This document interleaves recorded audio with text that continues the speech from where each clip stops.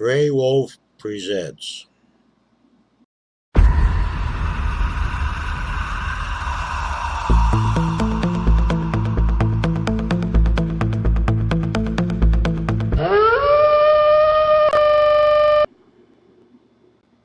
Hello, everyone.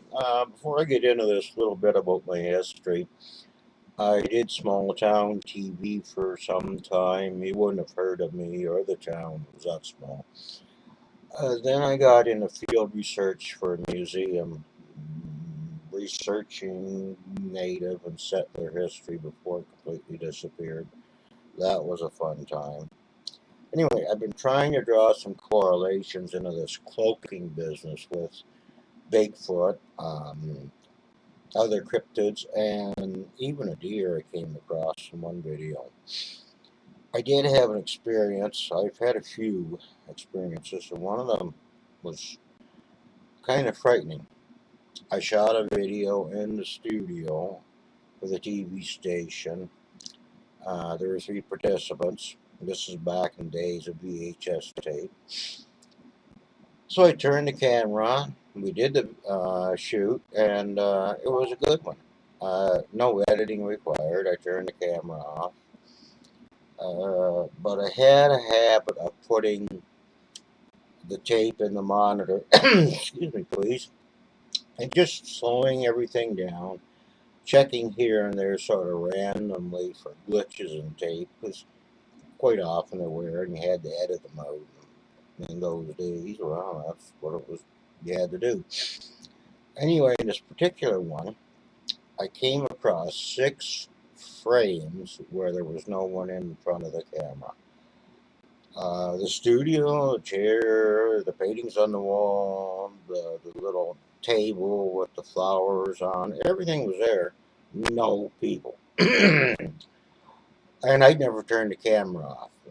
If I could have, um, done something to create that knowingly, but not unknowingly. So I've been thinking about that a lot lately, and some other things that have happened, and I think they may relate to somehow indirectly to the cloaking of cryptids and other animals. Um, if you want to hear more and help me to figure this out if it's possible, I'll certainly be glad to talk about them. I feel there's that the camera often picks up some dimension that we cannot see with our eyes. And let's face it, our eyes and our hearing is limited compared to other creatures. Even our vocalizations are limited compared to other creatures. So I have to wonder what's happening. Is there some way we're shifting in and out of here and there, or things that are there coming in here? I've spent over 35 years trying to understand this stuff. And there's certainly some anomalies that happened when I was doing field research. One of them scared the be darn out of me, and the lady that did the photography. And I can tell you more about that later too if you want.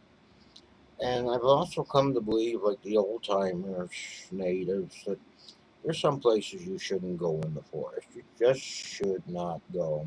And I have more to come on that later. Anyway, thanks for listening. And if you have any thoughts, hey, please share them. So, take care, everyone, and have a great day. Now, how do I turn this off? Ah, right there.